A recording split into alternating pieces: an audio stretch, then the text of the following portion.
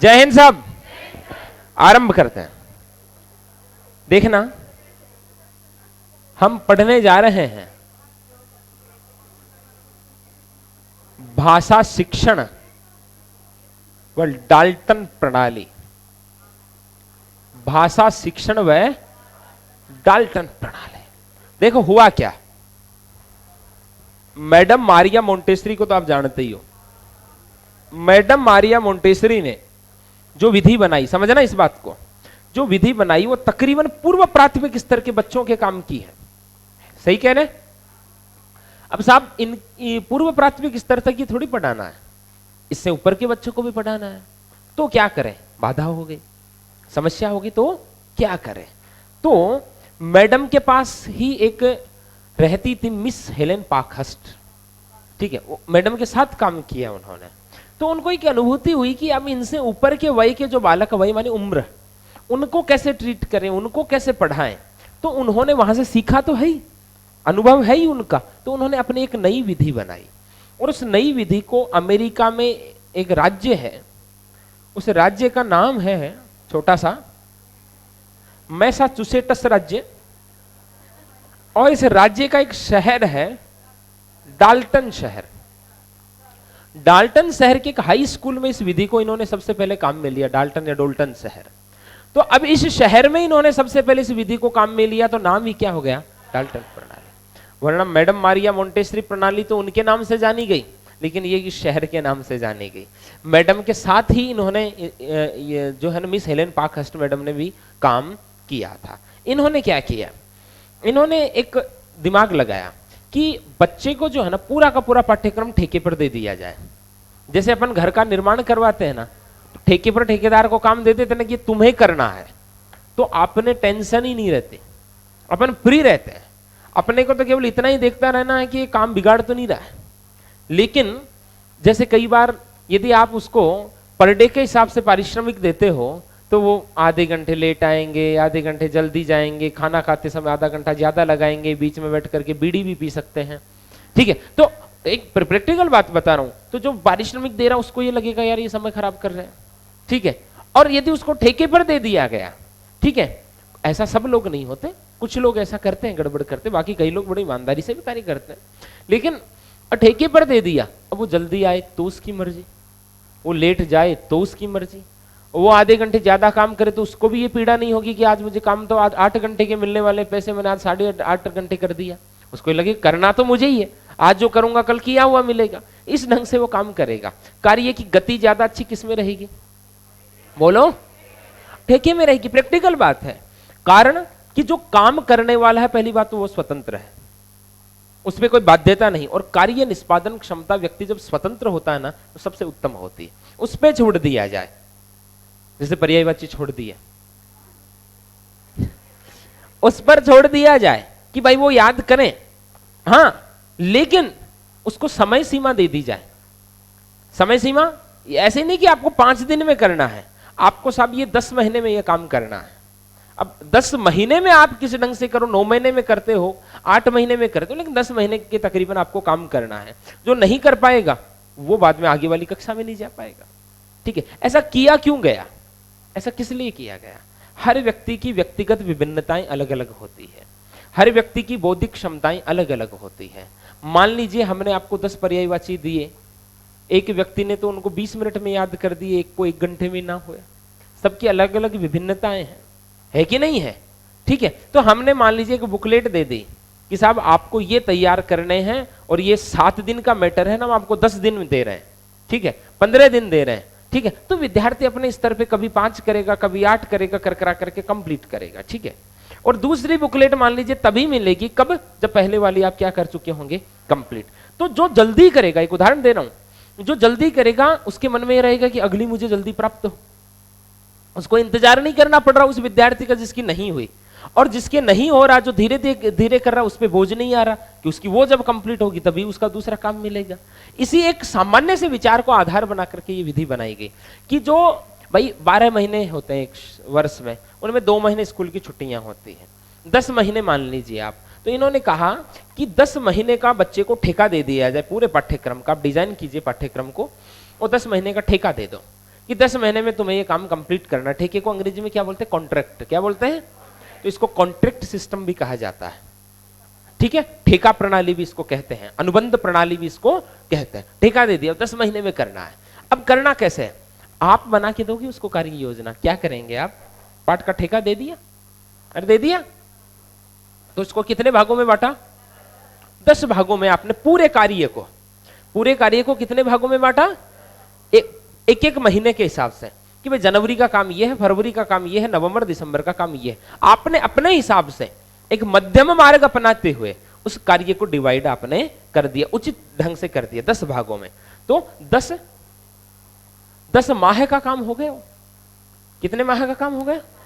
हर महीने का काम आपने पहले से नियोजित कर दिया, ये कार्य इस महीने में होना है, ठीक है, होना है। अब कोई नहीं कर पाए तो उसकी समस्या है। कोई महीने के बजाय 1 महीना 5 दिन ले तो वो 5 दिन वो खुद लेट हो रहा है, और कोई 25 दिन में कर ले तो 5 दिन उसके पास बच गए आगे वाला काम करने के लिए, क्योंकि आपने तो 10 महीने की कार्य योजना बना करके बना दी। महीने के काम को फिर आपने कितने भागों में बांट करके दे दिया? तकरीबन 1 महीने में कितने सप्ताह होते हैं? 4 7 चौक 28। फिर भी देखो समय बचा करके चल रहे हैं, ताकि कोई धीरे चले, उसको थोड़ा सा वहां समय मिलता रहे, इतना बोझ ना आए। 4 भागों में बांट दिया, ठीक है। अब हर सप्ताह के काम को, भाई ये तो सप्ताह का काम हो गया, फिर हर सप्ताह के काम को कितने भागों में बांटा? 5। 2 दिन यहां भी स्पेयर में रखें कि जो धीमी गति से चले वो 2 दिन उसको मिल जाए, या कोई पुनरावृत्ति करना चाहे तो कर ले, ठीक है। 2 दिन यहां भी बच रहे हैं। सप्ताह के काम को भी कितने भागों में बांट दिया आपने? 5 भागों में। और प्रत्येक दिन के कार्य को आपने क्या बोला? इकाई। क्या बोला? इकाई। प्रत्येक दिन के कार्य को आपने क्या बोला? इकाई। समझ में आ गई बात? भाई आपने पूरे वर्ष के जो पाठ्यक्रम है उसको कितने भागों में बांटा? महीने के हिसाब से, ठीक है। फिर 1 महीने के काम को कितने भागों में बांटा? सप्ताह के हिसाब से। फिर सप्ताह के कार्य को कितने भागों में बांटा? किसके हिसाब से? इकाई के हिसाब से। अब जो तीव्र बुद्धि बालक है, आपने दे दिया पूरा साथ ही 10 महीने की, आपने एक रणनीति बना करके दे दी, और इस ढंग से आपको पढ़ना है। अब कोई बच्चा यदि द्रुत गति से चल रहा है, तीव्र गति से चल रहा है, उसकी अधिगम क्षमता अच्छी है, उसकी ऑब्जर्वेशन पावर अच्छी है, तो वो जल्दी कर लेगा। और कोई धीमे धीमे कर पा रहा है तो आप वैसे गैप देख करके चल रहे हो ताकि वो बराबर पहुंच जाए, और फिर भी कोई विलंब से कर रहा है तो वो लेट अगली कक्षा में चला जाएगा। अब आप कहोगे कि साहब इसमें कक्षा कैसे होगी? इसमें कक्षा होगी नहीं, इसमें कक्षा के स्थान पर क्या होगी? प्रयोगशालाएं। क्या होंगी? प्रयोगशालाएं होंगी। ये प्रश्न बनता, कक्षा के स्थान पर प्रयोगशालाएं किस प्रणाली में है? डाल्टन प्रणाली में। और यहां हमेशा विचार सम्मेलनों का क्या होगा? आयोजन होगा। ये विचार सम्मेलन क्या है, मैं देखो समझाता हूं। आप स्कूल आए, स्कूल आते ही बच्चे को काम तो डिवाइड किया हुआ है, उस दिन की जो कार्य योजना है उसकी एक बार सबके साथ बैठ करके गुरुजी ने क्या कर ली? चर्चा, निर्देश दे दिए। उनको कोई क्यूरी थी तो वो बता दी, उनकी कोई जिज्ञासा थी तो वो शांत कर दी। अब वो कहां चले गए? लैब में चले गए। लैब में जाकर के दिन भर वो काम करेंगे, खुद काम करेंगे, खुद करके सीखना होता। ध्यान देना, वही शिक्षण प्रणाली सबसे उत्तम होती है जहां बच्चा खुद कार्य करने के लिए मजबूर हो। यहाँ जब सब कुछ शिक्षक सिखा दे, उस विद्यार्थी का मानसिक विकास नहीं हो पाता। ये ध्यान रखिए। आप भी पढ़ने आए हैं तो आप भी इस चीज का ध्यान रखिए कि हल्का सा मस्तिष्क पे जोर पड़ना जरूरी है। पूरे शिक्षा मनोविज्ञान की उत्तम विधियां यही कह रही है। बच्चे को लैब में भेज दिया गया, बच्चे ने लैब में दिन भर में काम किया। चुनौतियां भी आएंगी, तो शाम को छुट्टी होने से पहले वापस सब एक बार इकट्ठा होंगे। उस दिन का जो कार्य हुआ उसके बारे में डिस्कस होगा। कोई चुनौती आई तो गुरुजी से चर्चा होगी, वो उसका निराकरण करने का क्या बताएंगे? उपाय। सुबह आते ही उन्होंने सामान्य निर्देश दे दिए, दिन भर बच्चों ने लैब में काम किया, शाम को वापस स्कूल से घर जाने से पहले वापस क्या हो गई? उसकी चर्चा। तो कक्षा के स्थान पर इसमें क्या होगी? प्रयोगशालाएं। और किसका आयोजन होगा? विचार सम्मेलन, सुबह और शाम, मतलब स्कूल आते ही और जाने से पहले, ठीक है। अब इसमें परीक्षा नहीं होती, इसमें कोई परीक्षा नहीं होती। भाई ये कैसी प्रणाली है? परीक्षा मुक्त प्रणाली है। कैसी प्रणाली है? परीक्षा मुक्त प्रणाली। लेकिन इसमें प्रतिदिन परीक्षा है, समझना। इसमें जैसे अर्धवार्षिक और वार्षिक परीक्षा लगती वैसे तो रही नहीं ना, लेकिन इसमें प्रतिदिन क्या है? परीक्षा ही है। अब आपके मन में एक जिज्ञासा आएगी कि सर फिर अगली कक्षा में बच्चे को कैसे भेजेंगे, प्रमोट कैसे करेंगे? कक्षा में उन्नति कैसे देंगे, उसको आगे कैसे बढ़ाएंगे, एग्जाम ही नहीं करवा रहे तो। इसमें 3 लेखा चित्र बनेंगे। कितने? 3। एक तो कौन भरेगा? विद्यार्थी स्वयं, कि आज मैंने ये किया, आज मैंने ये किया, आज मैंने ये किया, या कितना छोटा, कितने समय में कौन सा किया। एक उसका विषय अध्यापक भरेगा, अध्यापक भरेगा, ठीक है, विषय अध्यापक। और एक लेखा चित्र के अंदर उसके पूरे उसका ब्यौरा रहेगा, सभी विषयों का ब्यौरा रहेगा, ठीक है। तो इन लेखा चित्रों के आधार पर ही उसको कक्षोन्नति दी जाती है, अगली कक्षा में प्रमोट किया जाता है। समझ में आ गई बात? कि भाई जिसने सही समय पे पूरा कर लिया, पूरा कार्य हो गया, वो अगली कक्षा में उसको भेज दिया जाएगा, अगला 10 महीने का कॉन्ट्रैक्ट दे दिया जाएगा उसको, ठीक है। और किसी ने इसमें 1.5 साल खपा दिए तो वो वहीं वो करता रहेगा, उसके पास है। तो व्यक्ति अपनी रुचि, अपनी योग्यता और अपनी क्षमता के अनुसार आगे बढ़ रहा है, लेकिन इसमें परीक्षा का बच्चों पे कोई दबाव नहीं है। ये नहीं है कि आज जैसे पाठ दे दिया और आज ये सब कोई कंप्लीट करना, कोई आज नहीं कर पाया 2 दिन में कर रहा तो वो उसकी क्षमता है, और जो जल्दी कर लेगा उसके ये रहेगा कि यार मुझे जल्दी उन्नति मिल जाएगी, मैं जल्दी आगे बढ़ जाऊंगा, ठीक है। तो ये प्रश्न आता है कि कौन सी प्रणाली परीक्षा मुक्त है? डाल्टन प्रणाली। लेकिन ऐसी कौन सी प्रणाली है जिस परीक्षा मुक्त होकर के भी प्रतिदिन परीक्षा है? किस प्रणाली में? भाई प्रतिदिन एक परीक्षा है, आपको प्रतिदिन दिया जा रहा है इकाई।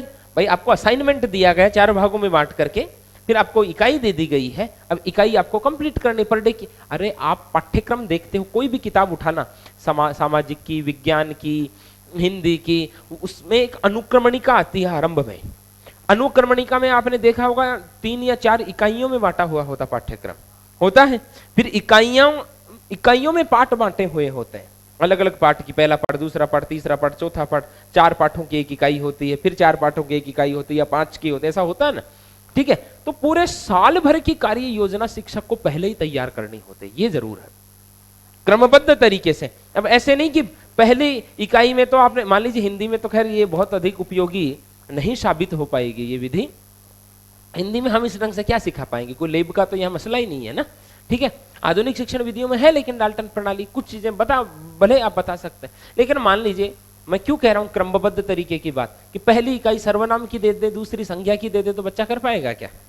नहीं, पहले तो क्या पढ़ानी पड़ेगी आपको? संज्ञा ही पढ़ानी पड़ेगी। तो आपको पूरे वर्ष भर की रणनीति आपको शिक्षक को पहले तैयार करनी होती, पूरे वर्ष भर की, डे बाय डे के हिसाब से, कि भाई ये 5 दिन, इस सप्ताह में ये काम, इस सप्ताह में ये काम, और ये 10 महीने में पूरा काम निपट जाएगा। ये आपकी कौन सी प्रणाली है भैया?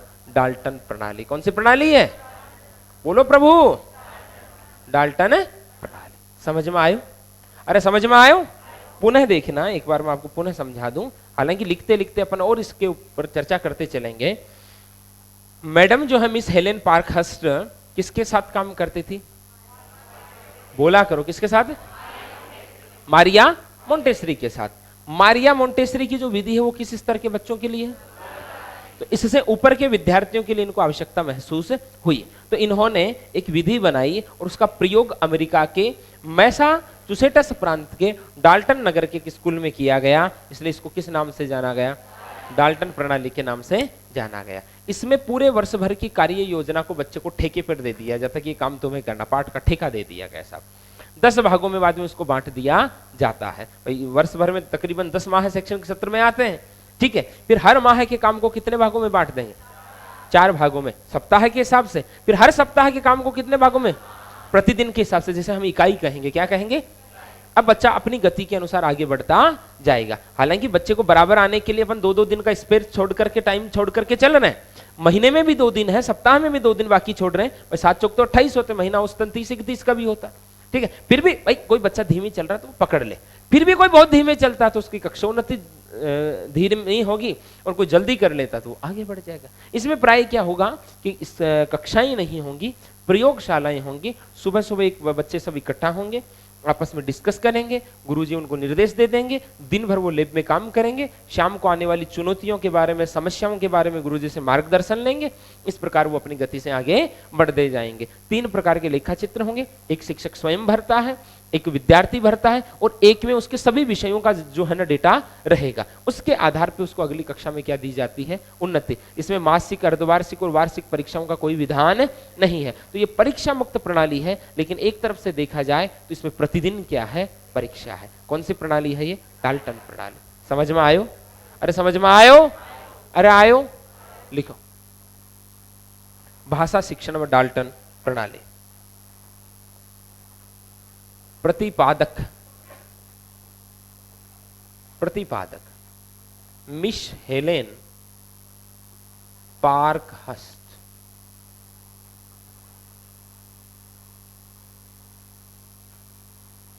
मिस हेलेन पार्कहर्स्ट प्रतिपादक, Miss Helen Parkhurst, America. Miss Helen Parkhurst, America.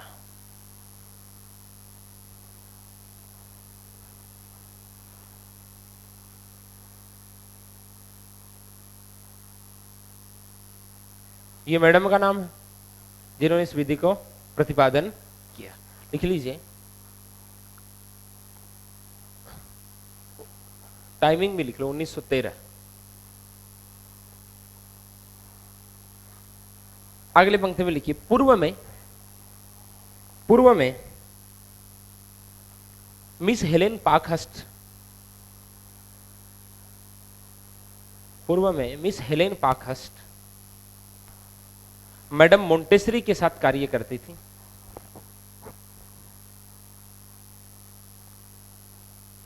Madam Montessori के साथ काम करती थी, कार्य करती थी। ठीक है, एक पंक्ति पर्याप्त है। अरे भाई अब ये लिखवाने की जरूरत है नहीं कि मैडम की विधि छोटे बच्चों के लिए थी तो इनको आवश्यकता हुई कि उससे आगे के बच्चों को पढ़ाने के लिए कौन सी विधि लें। ये स्वाभाविक सी बात है, मैंने समझा दी। अगली पंक्ति में लिखिए इस योजना का सर्वप्रथम प्रयोग, इस योजना का सर्वप्रथम प्रयोग अमेरिका के डाल्टन नगर, अमेरिका के डाल्टन नगर, कोष्टक में लिख दीजिए मैसाचुसेट्स प्रांत,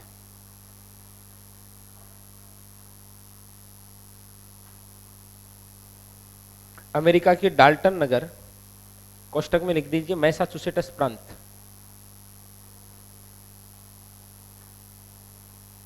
कोष्टक बंद। डाल्टन नगर के हाई स्कूल में किया गया,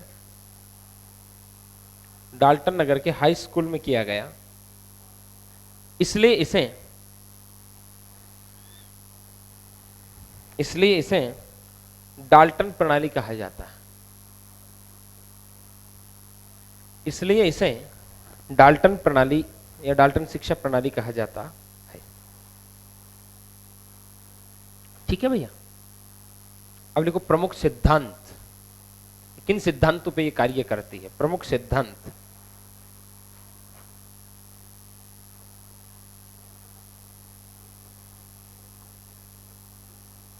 बाल केंद्रित शिक्षा, बाल केंद्रित शिक्षा।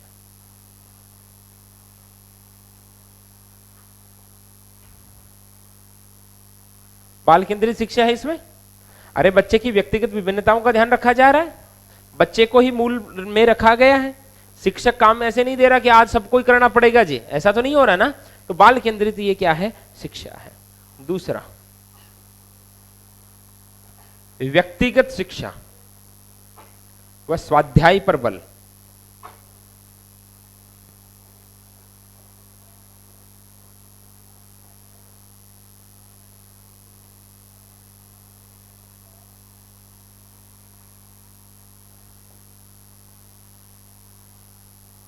व्यक्तिगत शिक्षा व स्वाध्याय पर बल। भाई बच्चे की अलग विभिन्नताओं का ध्यान रख रहे हैं आप। एक एक बच्चा अलग अलग ढंग से आगे बढ़ रहा है अपनी योग्यताओं के अनुसार, और आप उसको ज्यादा पढ़ाने के बजाय किस पर बल दे रहे हैं? भाई बच्चा अपने योग्यता के अनुसार ही तो आगे बढ़ रहा है, आपने तो निर्देश दिए हैं। तो इसलिए इसको हम क्या कह सकते हैं? स्वाध्याय विधि। निरीक्षित स्वाध्याय विधि दूसरी है, वो आगे देखेंगे। इसको क्या कहा जा सकता है? स्वाध्याय विधि। अरे भाई कक्षा तो है ही नहीं, लैब है। बच्चे को आप निर्देश देकर के भेज देते हैं, बच्चा खुद चुनौतियों से पार पाता है। ठीक है, और कोई चुनौती अधिक बढ़ जाती है तो शाम को आपसे निर्देश ले लेता है। बाकी पढ़ तो खुद ही रहा है ना, स्वाध्याय कर रहा है, आपने तो ठेका दे दिया है। तो स्वाध्याय पर क्या देती है? बल देते। तीसरा लिखो, शिक्षक की भूमिका फिर क्या हुई? बोलो। मार्गदर्शक की भूमिका हुई, तो शिक्षक पथ प्रदर्शक के रूप में, शिक्षक पथ प्रदर्शक के रूप में, शिक्षक पथ प्रदर्शक के रूप में, ठीक है। अगला लिखो, बच्चे पे बोझ है क्या? शैक्षणिक प्रगति की स्वतंत्रता है कि कोई चाहे मैं 5वीं में रहना चाहूं तो वो 5वीं में रह सकता है कई दिनों तक, और कोई चाहे मैं छठे, भाई हालांकि ऊंचे बच्चों के काम किए, कोई कहे मैं तो 9वीं में रहूंगा, कई दिनों तक मन लग जाए, नहीं जाऊं अगली कक्षा में, तो रह सकता है। और कोई कहे मैं इन सबसे आगे बढ़कर के पहले ही 10वीं में निकलूंगा, तो निकल सकता है। तो शैक्षणिक प्रगति की क्या है? स्वतंत्रता है। तो लिख लीजिए अगला बिंदु, अध्ययन व शैक्षिक प्रगति की स्वतंत्रता, अध्ययन व शैक्षिक प्रगति की स्वतंत्रता, अध्ययन व शैक्षिक प्रगति की स्वतंत्रता। 5वां लिख लो, रुचि व आत्मानुशासन का सिद्धांत, रुचि व आत्मानुशासन का सिद्धांत। और व्यक्ति खुद कार्य करके बढ़ता आगे और उसको ऐसे प्रमोशन मिलता है तो उसको बड़ी रुचि भी होती रहा, अनुशासित भी रहता। रुचि व आत्मानुशासन का सिद्धांत, खुद अनुशासित रहेगा विद्यार्थी। और वैसे आपको एक चीज बताएं, व्यक्ति को जितना स्वतंत्र छोड़ोगे ना उतना ही वो अनुशासित हो जाएगा। जिम्मेदारी दे दो, जिम्मेदारी दे दो, अपने आप शाना हो जाए। कक्षा के सबसे बदमाश बालक को मॉनिटर बना दो, बहुत शाना रहेगा, ठीक है, और दूसरों को बदमाशी और नहीं करने देगा, ठीक है। अब लिखो कार्य विधि, किस ढंग से इसकी कार्य विधि आगे चलती है?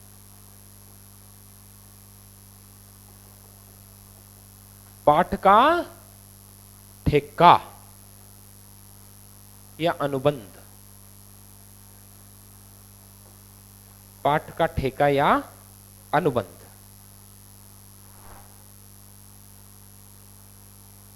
पाठ का ठेका या अनुबंध लिखो। शिक्षक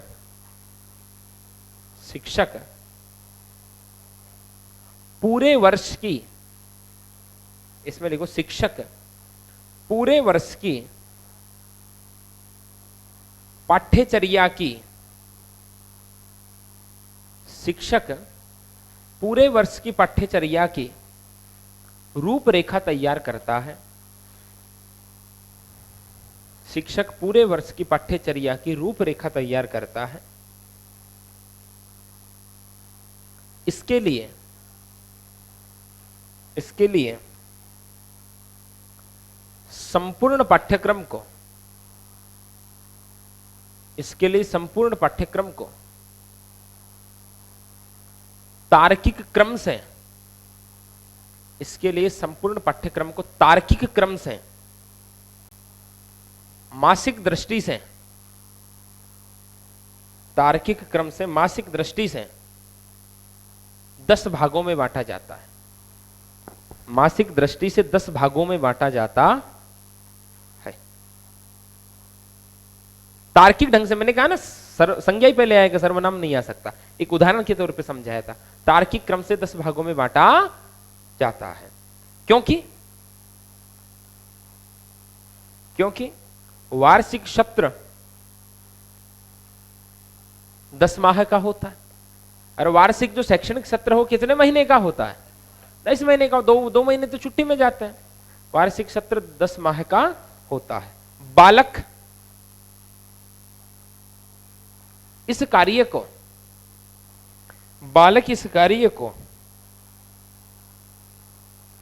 पूरा करने का उत्तरदायित्व, बालक इस कार्य को पूरा करने का उत्तरदायित्व ठेके के रूप में लेता है। बालक इस कार्य को पूरा करने का उत्तरदायित्व ठेके के रूप में लेता है। इसलिए इसे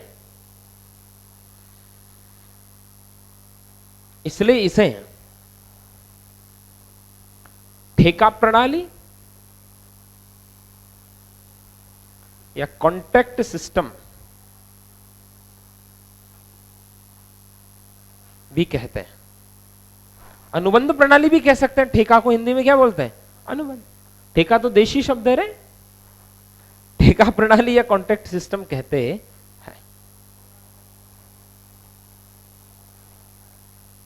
भाई आपने साल भर के काम को कितने भागों में बांट दिया? किसके हिसाब से? माह के हिसाब से, महीने के हिसाब से। ठीक है, देखो प्रभाव पड़ने लगा ना, महीने की जगह माह बोलने लगे ना। ठीक है, कल को ऐसे भी बोलोगे, हे आर्यपुत्र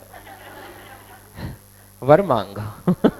ठीक है, अगला देखिए, जैसे बच्चियां घर जाकर के अपने पति को कहे, हे स्वामी।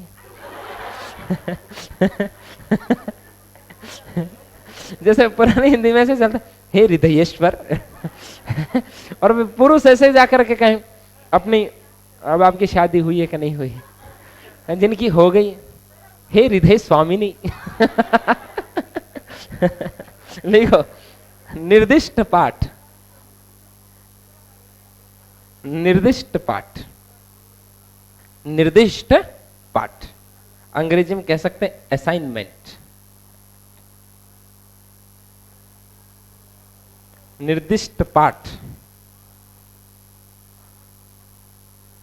कोष्टक में लिख सकते हैं असाइनमेंट। अब साहब जो महीने भर का काम है उसको कितने भागों में बांटोगे? अलग अलग महीने का तो डिवाइडेशन आ गया आपको। अब सप्ताह में बांटोगे आप, और वो जो सप्ताह का काम रहेगा उसको क्या बोलेंगे? लिखो जी, महीने भर के कार्य को, महीने भर के कार्य को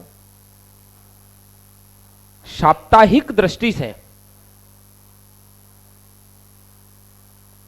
महीने भर के कार्य को साप्ताहिक दृष्टि से 4 भागों में विभक्त करते हैं। साप्ताहिक दृष्टि से 4 भागों में विभक्त करते हैं।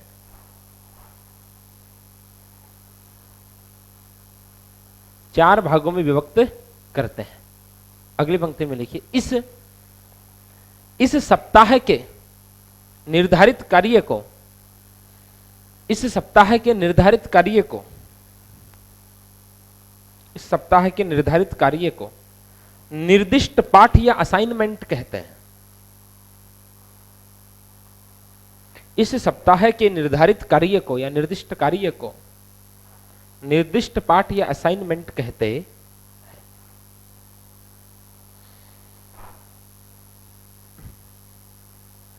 ठीक है भैया, तो अब हम सप्ताह तक पहुंच गए। अब कहां तक पहुंचेंगे?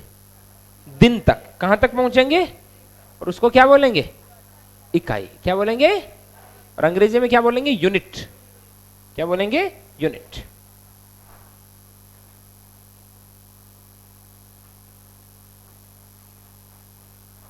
इकाई या यूनिट। अब लिखो भैया, एक सप्ताह की कार्य योजना को, एक सप्ताह की कार्य योजना को 5 भागों में बांटकर, एक सप्ताह की कार्य योजना को 5 भागों में बांटकर दैनिक कार्य योजना बनाते हैं। एक सप्ताह की कार्य योजना को 5 भागों में बांटकर दैनिक कार्य योजना बनाते हैं। एक दिन के लिए, एक दिन के लिए निर्धारित कार्य को, एक दिन के लिए निर्धारित कार्य को इकाई कहते हैं। एक दिन के लिए निर्धारित कार्य को इकाई कहते हैं। ठीक है, लेकिन अब आपने बांट तो दिया हर दिन का काम, लेकिन जरूरी नहीं है कि बच्चा उसको उसी दिन में करे। वो कर, आपने एक उसको रूपरेखा बना करके दे दी, भाई इस ढंग से करना है, भाई ये बुकलेट 10 दिन में याद करनी, 15 दिन में याद करनी, आपने टाइम नहीं दे दिया, अब कोई नहीं कर पाया तो आप उसको ऐसे नहीं फांसी पे चढ़ाओगे। यहां ये बाध्यता कि उतने ही समय में कंप्लीट करना, ये आपने उसको एक आधार बना करके दे दिया, मध्यम मार्ग दे दिया कि इस ढंग से आप पढ़ करके इस टॉपिक को कवर कर सकते हैं। अब बच्चा पढ़ेगा अपनी गति और अपनी क्षमताओं के अनुसार, कोई जल्दी भी पढ़ सकता है, कोई समय भी लगा सकता है। तो लिखो, किंतु बालक के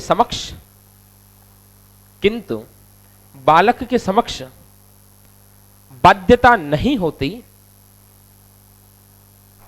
किंतु बालक के समक्ष बाध्यता नहीं होती कि किंतु बालक के समक्ष बाध्यता नहीं होती कि वह एक दिन में ही पूरा करे। किंतु बालक के समक्ष बाध्यता नहीं होती कि वह एक दिन में ही पूरा करे। वह अपनी योग्यता व क्षमता के अनुसार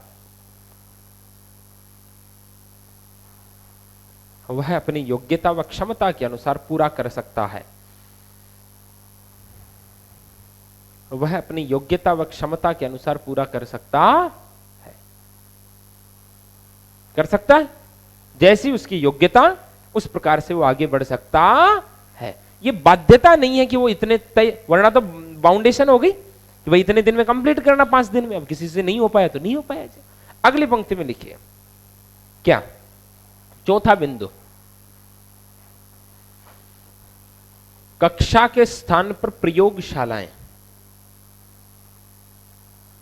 इसमें लिखवाने की कोई जरूरत नहीं है, नाम से ही पता चल रहा है भाई। इसमें कक्षाएं नहीं होंगी, क्या होंगी? प्रयोगशालाएं होंगी, जिसमें बच्चा खुद कार्य करके सीखेगा।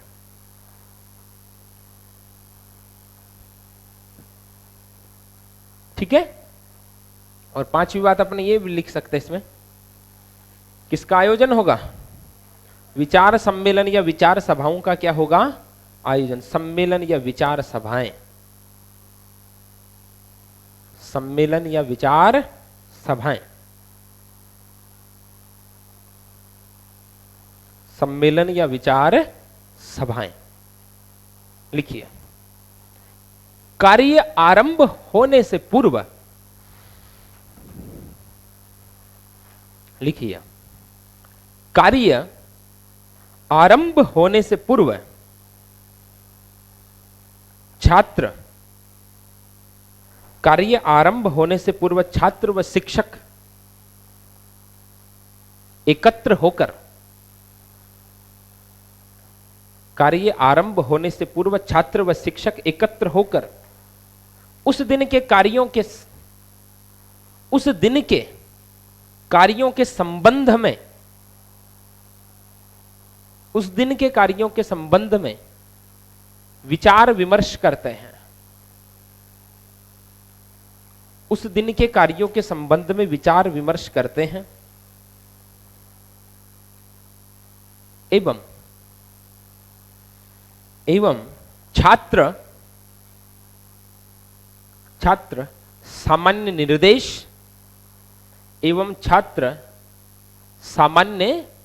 निर्देश व आवश्यक सूचनाएं, छात्र सामान्य निर्देश व आवश्यक सूचनाएं प्राप्त कर प्रयोगशालाओं में कार्य करने चले जाते हैं। प्रयोगशालाओं में कार्य करने चले जाते हैं। भाई इसमें क्या लिखा देखना, कि कार्य आरंभ करने से पहले छात्र और शिक्षक इकट्ठा होते हैं, चर्चा करते हैं, और छात्रों आवश्यक सूचनाएं और निर्देश प्राप्त करके वो काम करने चले जाते। कहां? प्रयोगशालाओं में। अब अगली पंक्ति में लिखिए, सायंकाल स्कूल बंद होने से पूर्व, सायंकाल माने शाम को, शाम को स्कूल बंद होने से पूर्व दिन भर के कार्यों के संबंध में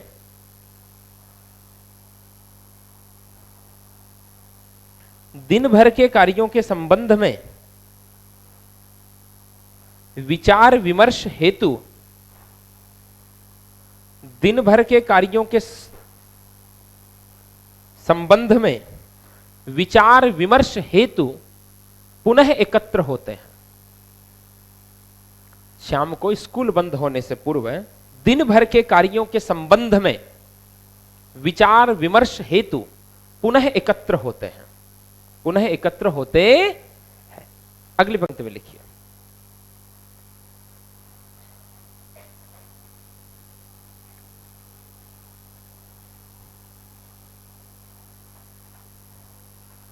प्रगति सूचक लेखा चित्र।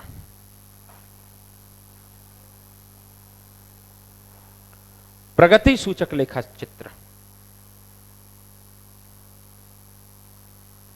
कितने होंगे?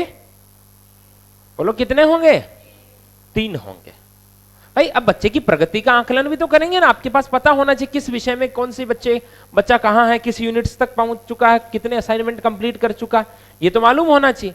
एक तो बच्चा खुद बढ़ता जाएगा, एक गुरुजी अपने हिसाब से बढ़ते जाएंगे, और एक में सभी विषयों का क्या होगा? निचोड़ होगा। भाई एक तो अलग अलग विषयों का हो जाएगा और एक कंप्लीट हो जाएगा। तो लिखिए, प्रत्येक बालक को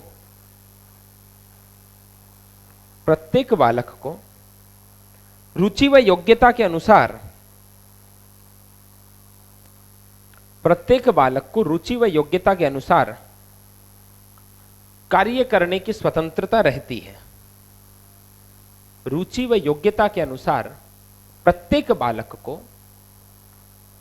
रुचि व योग्यता के अनुसार कार्य करने की स्वतंत्रता रहती है।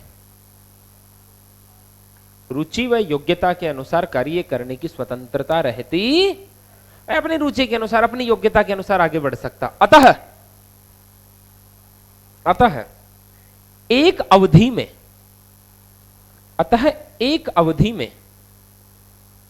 सभी की समान प्रगति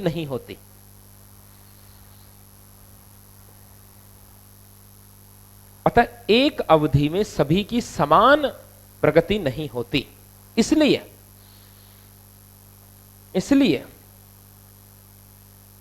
उनकी प्रगति का लेखा रखने हेतु,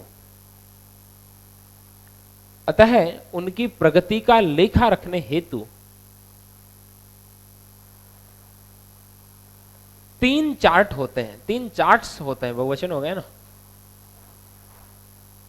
अतः उनकी प्रगति का लेखा रखने हेतु 3 चार्ट्स होते हैं। डेस लगा के लिख दीजिए, एक बालक स्वयं भरता है। 3 चार्ट्स होते हैं, एक बालक स्वयं भरता है, दूसरा शिक्षक भरता है,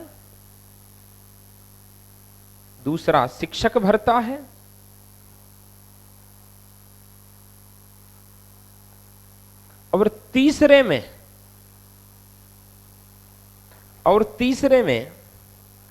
बालक के समस्त विषयों की प्रगति का उल्लेख होता है। और तीसरे में बालक के समस्त विषयों की प्रगति का उल्लेख होता है। हो गई बात भैया? अब अगली पंक्ति में लिखिए,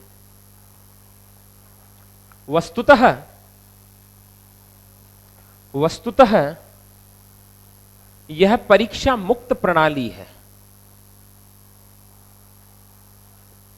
वस्तुतः यह परीक्षा मुक्त प्रणाली है। रेखांकित कर लो इस पंक्ति को, या स्टार लगा लो। वस्तुतः यह परीक्षा मुक्त प्रणाली है। वैसे लिखो, वैसे दूसरे शब्दों में कहें तो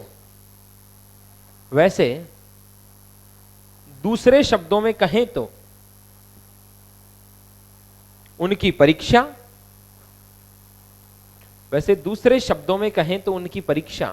वर्ष भर जारी रहती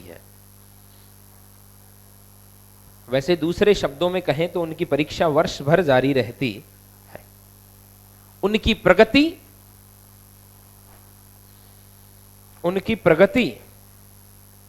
व लेखा चित्रों के आधार पर ही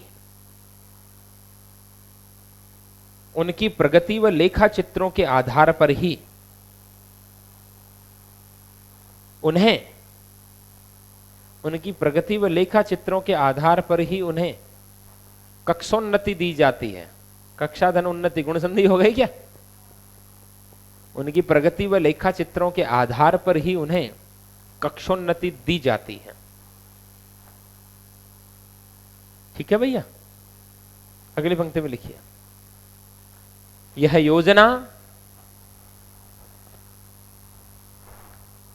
योजना माध्यमिक कक्षाओं के लिए ही उपयुक्त है। यह योजना माध्यमिक कक्षाओं के लिए ही उपयुक्त है, क्योंकि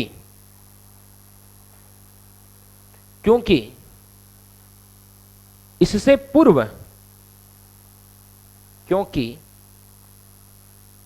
यह योजना माध्यमिक स्तर के लिए ही उपयुक्त है, क्योंकि इससे पूर्व छोटे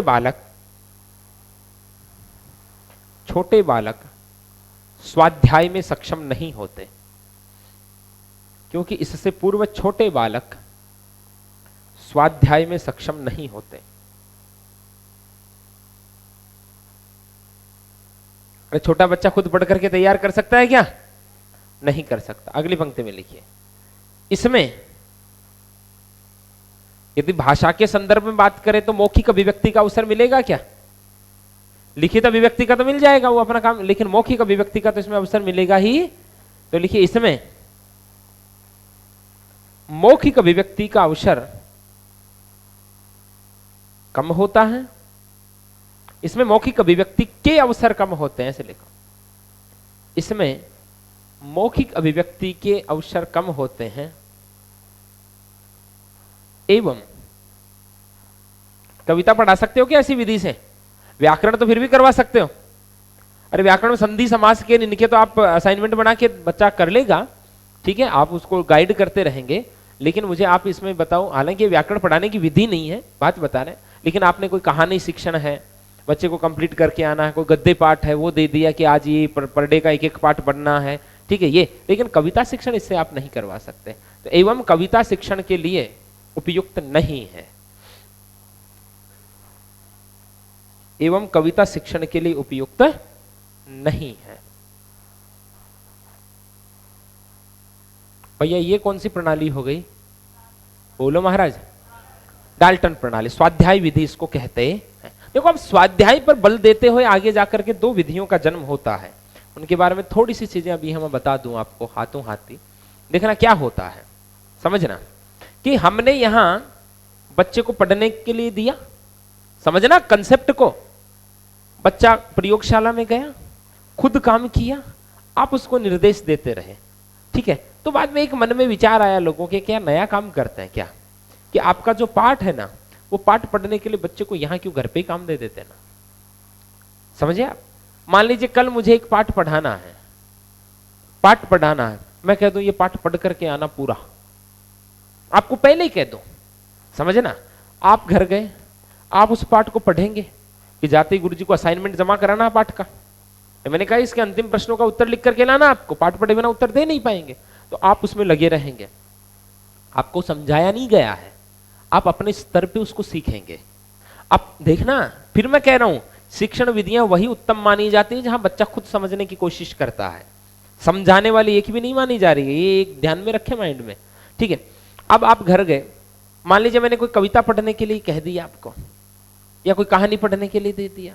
आप घर गए, कविता पढ़ने के लिए, कहानी तो पढ़ ली लेकिन कविता पढ़ने में जोर आया, तो आप कोई पासबुक देखेंगे, आप नेट पे सर्च करेंगे, आप येन केन प्रकारेण आप अपने हिसाब से तय करेंगे।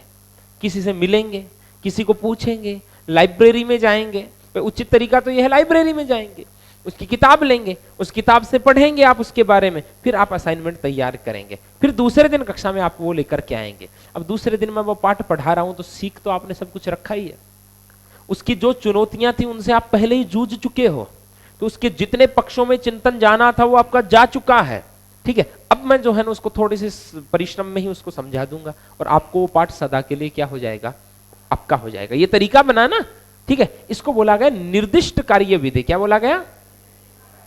निर्दिष्ट कार्य विधि। भाई आपको कार्य का निर्देश दे दिया गया, ये काम आपको करना है, अब आप घर पे जूझ रहे हैं और उस काम को कर भी रहे हैं, ठीक है, तो कक्षा शिक्षण में अपन इसको काम में ले सकते प्रतिदिन। अब लेकिन इसमें एक दोष आता है, कुछ बच्चे घर जाएंगे और उनके घर पे इतना काम रहता है, विद्यालय में तो अलग अलग परिवेश से बच्चे आते हैं, ठीक है, तो वो कर ही नहीं पाते, समय नहीं मिलता उनको, कहीं को तो बेचारों को काम करना पड़ता है घर पे। कई लोगों की आर्थिक स्थिति ऐसी होती है कि उनको शिक्षण सहायक सामग्रियां नहीं मिल पाती, ठीक है, लाइब्रेरी से हर बच्चे को पुस्तक थोड़े मिल पाएगी, तो उसको वो कक्षा शिक्षण के लिए, उस पाठ के शिक्षण के लिए सामग्री नहीं मिल पाती, ये भी इसका दोष है।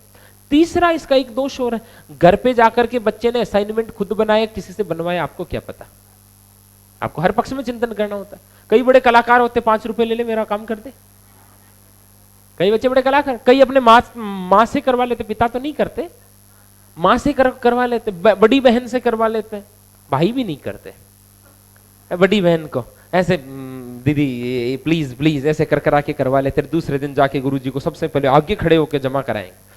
अब आपने जिस प्रैक्टिकली सोचो इन चीजों को, आपने जिन उद्देश्यों के लिए वो असाइनमेंट दिया था, वो पाठ दिया था, आप तो इस भरोसे हो जमा कराते कि बच्चा सीख चुका है, क्योंकि इसके उत्तर तभी लिख पाया जब इसने सीखा, वरना लिख ही नहीं पाता, ठीक है, आपने कक्षा में फिर बता के काम कंप्लीट कर दिया। अब साहब जिस उद्देश्य की पूर्ति करवानी थी वो हुई क्या? बच्चे ने तो पाठ को छेड़ा ही नहीं, वो तो ठेके पे करवा के लाया। कई होते हैं दीपावली की छुट्टियों का काम ठेके पे ही करवाते थे कई लोग, हैं तुझे 100 रुपए के पटाखे दिलवाऊं, मेरा काम कर दे, नकल वाला काम तू निपटा है यार, ऐसे 100 तो बहुत ज्यादा राशि हो गई, वो 20-25 में काम हो जाता था, ठीक है, ऐसा ही भी होते थे। अब तो फिर शिक्षकों के दिमाग में दूसरी चाल आई, तू डाल तो मैं पात, देखना चीजों को ऐसे लयबद्ध तरीके से देखें कि घर पे आपने काम दिया ना, तो बच्चे ने किया कि नहीं किया क्या पता आपको, बच्चे के घर पे जो माहौल है पढ़ने लायक है या नहीं आपको क्या पता, हर बच्चे को सहायक सामग्री मिल पाई या नहीं मिल पाई आपको क्या पता। तो आपने क्या किया, कक्षा में करवाया, दूसरी विधि अपने निरीक्षण में करवाया, आपने कहा कि आज मैं ये पाठ पढ़ाऊंगा 1 घंटे के बाद, ये काम करो, और आप वहीं बैठ गए। अब बच्चे को उससे जूझना पड़ेगा, ना तो बोल सकते रहे ऐसे, हाँ कैसे भी करो उनको पढ़ना तो पड़ेगा। इसको बोलेंगे निरीक्षित स्वाध्याय विधि। क्या बोलेंगे? आपके निरीक्षण में काम हो रहा है ना, अरे आपके निरीक्षण में काम, आपके ऊपर वाली विधि में कमी क्या थी? निरीक्षण की, कि बच्चे ने खुद किया है कि नहीं किया क्या पता, परिस्थितियां मिली या नहीं मिली। अब वहां तो आप सहायक सामग्री के बारे में बताओगे और कहेंगे कि आपको ये पाठ मैं पढ़ाऊंगा, उससे पहले आपको इसको कंप्लीट करना है, और अपने सुपरविजन में वो काम करवाया, वहीं उनकी छाती पर बैठ करके। सीखेंगे कि नहीं सीखेंगे? बोलो सीखेंगे कि नहीं सीखेंगे? तो अब इन दोनों में से उत्तम कौन सी होगी? दूसरी वाली, निरीक्षित स्वाध्याय विधि, पर्यवेक्षित स्वाध्याय विधि भी कहते हैं इसको। क्या कहते हैं भाई? आपके पर्यवेक्षण में काम हो रहा है ना, पूरा काम आपके सुपरविजन में हो रहा है, ठीक है। अब कोई कहेगी इस विधि में और नॉर्मल जो कक्षा शिक्षण होता है उसमें अंतर क्या है? अंतर है, सामान्य कक्षा शिक्षण में शिक्षक का उद्देश्य रहता पाठ्यक्रम कंप्लीट करना, सिखाना नहीं होता। उसके ध्यान में ये रहता कि इतने समय में मुझे पाठ्यक्रम कंप्लीट करवाना है। लेकिन निरीक्षित स्वाध्याय विधि में आपको यह भी ध्यान रहेगा कि कौन बच्चा कितना अधिगम कर पा रहा है और कितना नहीं कर पा रहा। वरना आप आए, आपने पाठ लिया, आपने सबको पढ़ाया, आप चले गए, किसने कितना सीखा आपको क्या पता। सामान्य कक्षा शिक्षण में तो यही होता है, आपने बच्चों को असाइनमेंट बनाने का काम दिया, आपकी आप समझिए, आप इन प्रश्नों के उत्तर लिखिए, तो जिसको नहीं आएगा वो आपके पास आएगा, पूछेगा, पूछना ही पड़ेगा उसको, मजबूरी हो गई, ठीक है। और आप भी समझ जाएंगे कहां कहां किन पक्षों में कमियां रही हैं। भाई आप सबका देखेंगे तो आपको पता चल जाएगा कि इस पाठ का ये खंड इनको समझ नहीं आ रहा है, ये नहीं कर पा रहे, तो आप उस पर बल दे पाएंगे। तो सामान्य कक्षा शिक्षण और पर्यवेक्षित कक्षा शिक्षण में क्या होता है? अंतर होता है। सामान्य कक्षा शिक्षण में शिक्षक और शिक्षार्थी का उद्देश्य पाठ्यक्रम को कंप्लीट करना रहता है, किसने कितना अधिगम किया इस पर ध्यान भी नहीं जाता, लेकिन इसमें ध्यान जाता है। तो इसको हम एक सहायक शिक्षण विधि के तौर पे कक्षा में काम में ले सकते हैं। समय तो अधिक लगेगा लेकिन ये बड़ी काम की है, क्योंकि आपके सुपरविजन में पूरा का पूरा क्या हो रहा है? काम हो रहा है। और इसको क्या बोलते हैं? पर्यवेक्षित स्वाध्याय विधि, ठीक है। उसके बाद भी कुछ विधियां आएंगी और इन विधियों को लिखेंगे अपन अगली कक्षा में, लिखते लिखते और समझेंगे। इसी के साथ कक्षा को विश्राम देते हैं। जय हिंद।